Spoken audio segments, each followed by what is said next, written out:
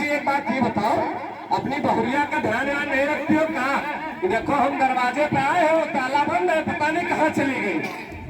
जब से ये औरत से शादी हो गई, एक वक्त का चैन से खाना नहीं खाए। आ जाने दो, आ जाने दो, उनके हाथ पर तोड़ डालेंगे। हाथ पर तोड़ डाले बच्चों, हाथ पर तोड़ डाले। हंस क्यों रहे बताओ? हाथ पर तोड़ डालेंगे। हंसने के लिए नहीं समझा रहे। हाँ हाँ, हाथ पर तोड़ डाले। हाँ समझदार हो गए, हाथ पर तोड़ डालेंगे तो खाना कहाँ से खाओगे? हैं सही बात है। मियाँ बीवी में छोटा बहुत तो झगड़ा चलता रहता है, देर सवेर तो चलती रहती है, लेकिन हमारी लाजो गए कहाँ? आवाज देते नहीं कहीं पर होंगे। अरे लाजो, अरे ओ लाजो, पता नहीं कहाँ गई, बहुत परेशान है।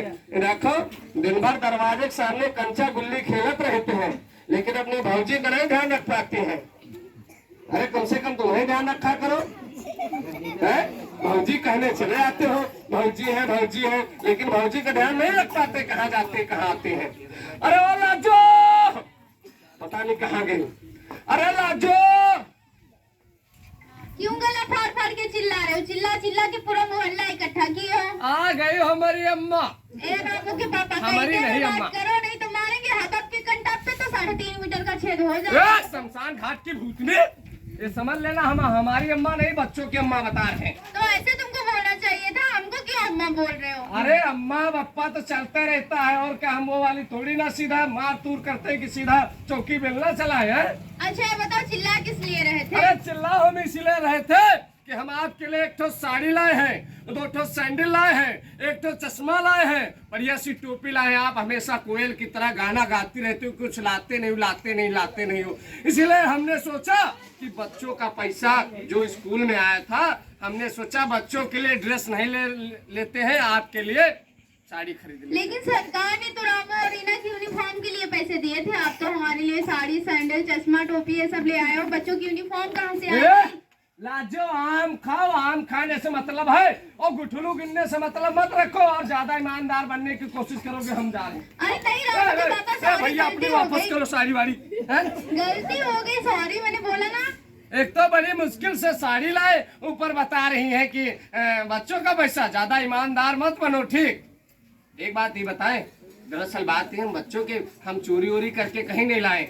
अब आप जाओ, तब तक घर में खाना बनाओ जाके, ठीक? हाँ वही बनाना, ठीक?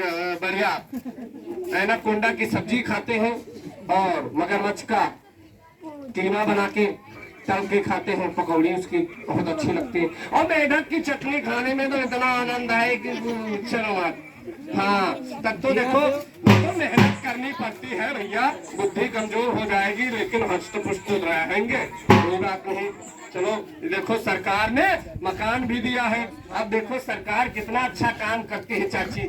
सिर्फ थोड़ी जिम्मेदारी है तो बच्चों पर लगती है कि बच्चा हमारा कहाँ जा रहा है, कहाँ खेल रहा है, कहाँ कूद रहा है। कोई नहीं बोला मास्टर जी। हाँ मास्टर जी, अरे थोड़ा गलती जबान फिसल गई, और आपस में तो थोड़ा बहुत हंसी मजाक तो चलते रहता। आप अपने बेटे रामू को स्कूल क्यों नहीं भेजते? अरे मास्टर जी आप तो ऐसे फिक्र कर रहे हो जैसे सगा बाप ही नहीं करता बच्चों के।